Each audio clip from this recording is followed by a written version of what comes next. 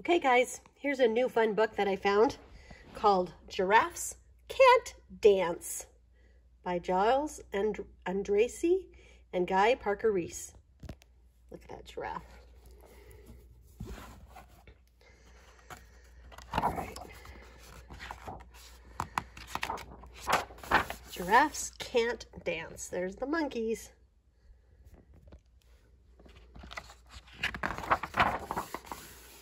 And there are warthogs. All right. Gerald was a tall giraffe whose neck was long and slim, but his knees were awfully crooked and his legs were rather thin.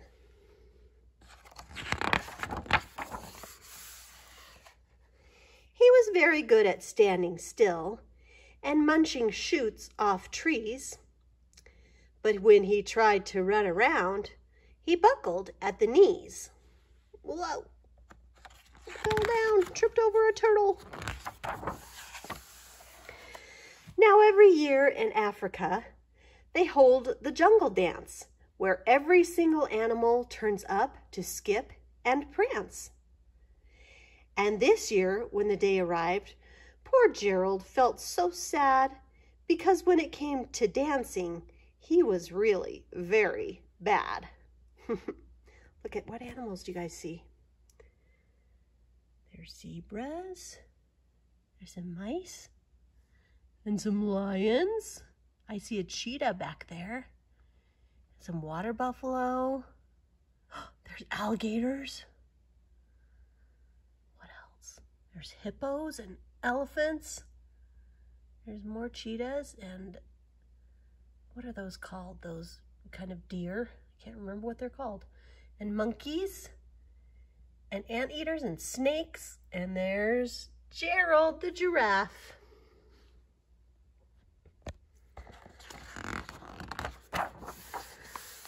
The warthogs started waltzing, and the rhinos rock and rolled. The lions danced a tango that was elegant and bold. Look at how he's dipping her. That looks fancy. The chimps all did the cha-cha with a very Latin feel, and 8 baboons then teamed up for a splendid Scottish reel. That looks fun.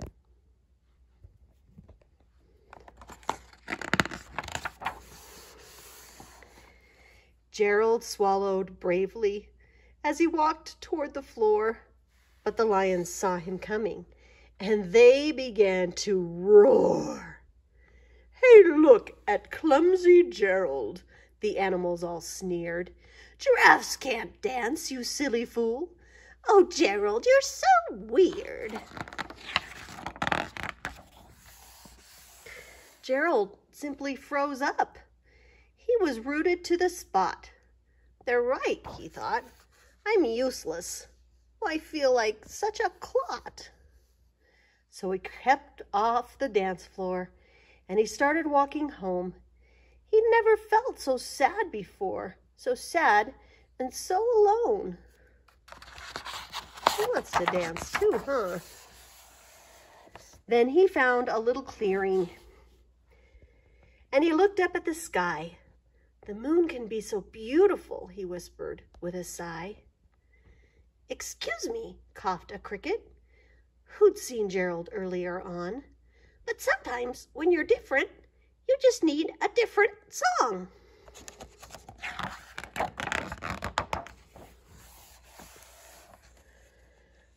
"Listen to the swaying grass and listen to the trees. To me, the sweetest music is those branches in the breeze.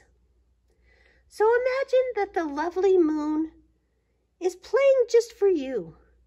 Everything makes music if you really want it to." Have you ever heard music in the sky? In the leaves and in crickets? It's kind of cool, huh? With that, the cricket smiled and picked up his violin. Then Gerald felt his body do the most amazing thing. His hooves had started shuffling, making circles on the ground. His neck was gently swaying, and his tail was swishing round. What's happening? He threw his legs out sideways, and he swung them everywhere. Then he did a backward somersault and leapt up in the air. Oh my goodness. That looks amazing. Gerald felt so wonderful. His mouth was open wide.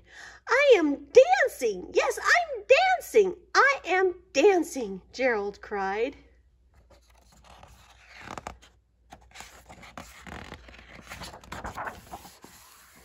Then one by one, each animal who'd been there at the dance arrived while Gerald boogied on and watched him, quite entranced.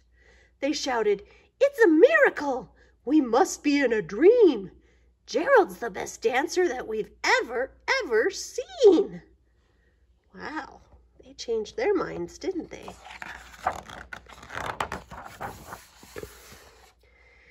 How did you learn to dance like that? Please, Gerald, tell us how. But Gerald simply twirled around and finished with a bow. Wow, they're so impressed. He's doing a great job. They're even throwing flowers at him. Then he raised his head and looked up at the moon and stars above. "We all can dance," he said, "when we find music that we love." Look at that. The end. What a cool story. I like the lions dancing the tango. They're awesome. So I guess giraffes can dance, huh? Love you. Bye.